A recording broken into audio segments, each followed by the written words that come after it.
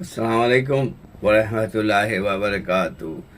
আজকের বিষয় গণপূর্ত মন্ত্রণালয়ের মাধ্যমে ঢাকা শহর তথা বাংলাদেশের যেখানে যেখানে রাস্তার পাশে বা রাস্তার মাঝখানে গাছগাছরা লাগানো হয় এই শহরকে শ্রীবর্ধনের জন্য, সেখানে তারা কোটি কোটি টাকা বিল উঠিয়ে নেয়, কিন্তু দেখা গেছে সেগুলা যত্ন করার মতো যথেষ্ট তারা লক্ষ্য রাখে না।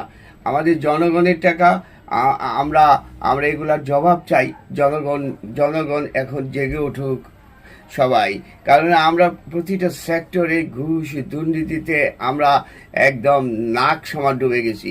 এখন আমরা এই বর্তমান সরকারের যে উদাত্ত আহ্বান, যে দুর্নীতিমুক্ত যে পরিচালনা পদক্ষেপ চলতেছে, এতে করে আমরা সন্তুষ্ট এবং এই জন্য আমরা কথা বলতে পারতেছি।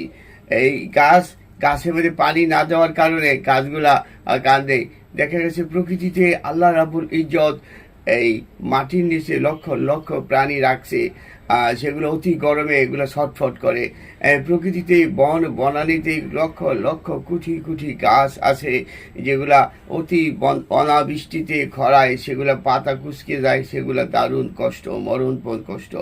আমরা আমরা মানুষরা, আমাদের ইনসানরা লক্ষ্য রাখা উচিত এই সব প্রকৃতিকে আমরা পানির ব্যবস্থা করি প্রাকৃতিকভাবে, অথবা আকাশে প্লেনের মাধ্যমে, অথবা যারা গণপূর্ত মন্ত্রণালয়ের দায়িত্বে আছেন তারা যেন নজর রাখে প্রতিটা পার্কে, প্রতিটা রাস্তার পাশে, মাঝখানে যেখানে যেখানে গণপূর্ত মন্ত্রণালয়ের বৃক্ষ লাগিয়েছে সেগুলো যেন যথেষ্ট পরিচর্যা করে এবং সময় মতো পানি দেয়। আর গাছের পাতার উপরে স্প্রে করলে গাছের পাতা দিয়া সে খাদ্য গ্রহণ করে, শ্বাস নিঃশ্বাস নেয়।